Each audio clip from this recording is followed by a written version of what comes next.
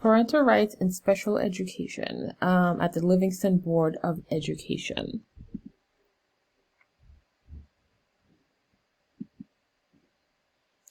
So the IEP process at the Livingston Board of Education, the special education program in Livingston Public Schools is based upon the Individual with Disability Education Act and the New Jersey Administrative Code 6/814 for special education.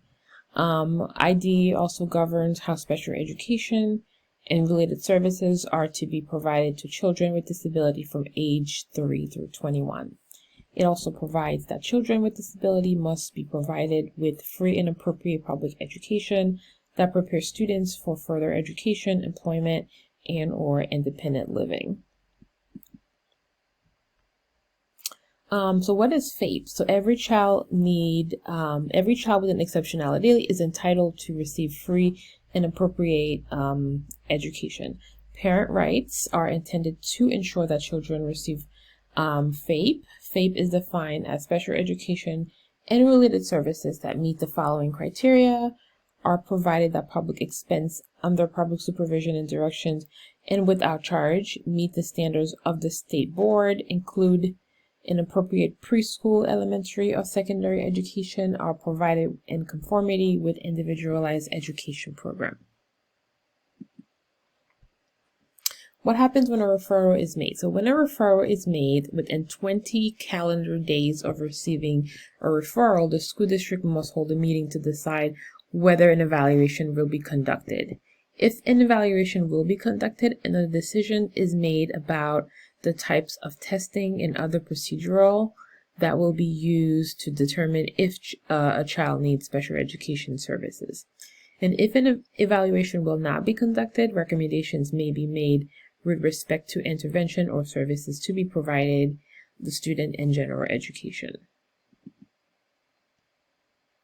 So who can participate in those meetings? So as the parent of a child who may have a disability, you have the right to participate in meetings regarding identification, evaluation, classification, development and review of your child's IEP, educational placement of your child, and reevaluation.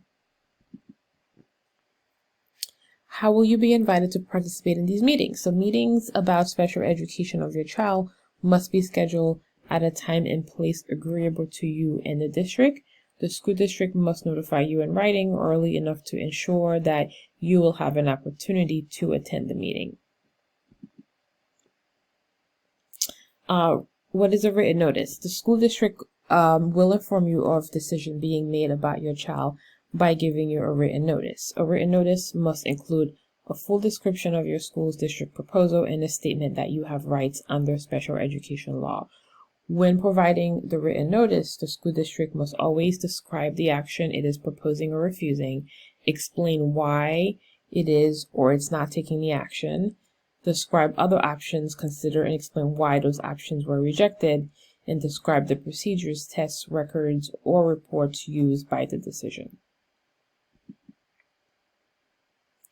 What is a parental consent? Parental consent means that you have been given all of the information necessary to make an informed decision about the proposed activity.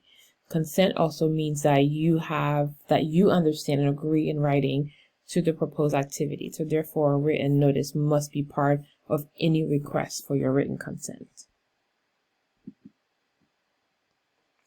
When must the school district obtain consent? So consent is required before your child is evaluated for the first time to determine eligibility, before your child's special education program starts, before your child is tested as part of a reevaluation, before your child's records are released to a person or organization that is not otherwise authorized to see them, each time the school district wants to access private insurance covering your child, the first time the school district wants to access public benefits for insurance covering your child, whenever the school district wants to excuse a required team member from a meeting of the IEP team, or whenever your child's IEP is amended without a meeting of the IEP team, and whenever you agree to waive reevaluation of your child.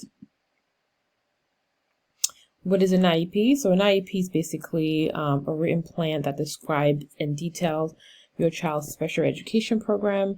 The IEP should describe your child's currently perform, how your child currently perform and your child's specific instructional needs. The IEP must include details in measurable annual goals and short-term objectives or benchmarks. As a parent, here are your rights. You have the right copies of your child's IEP. Bring others with you to the meetings, tape or IEP meetings. If you inform the other person orally or in written or in writing prior to the meeting starting that you intend to record the meeting.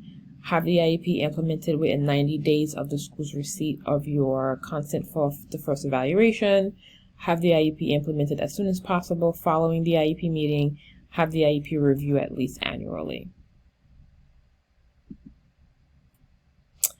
In conclusion, as parents, you and the representative from our school districts are team members who are responsible for developing an appropriate education program for your child.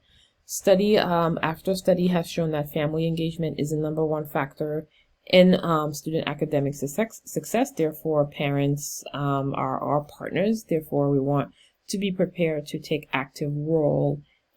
We want you to be prepared to take an active role in your child's education. And here are my resources. Thank you so much.